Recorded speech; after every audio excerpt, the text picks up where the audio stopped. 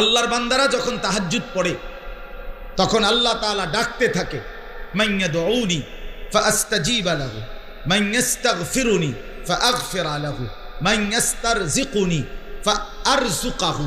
কে আছো দোয়া করবা, আমি সাড়া দেব। কে আছো ক্ষমা চাইবা, আমি মাফ করে দেব। কে আছো রিজিক চাইবা, আমি রিজিক দেব।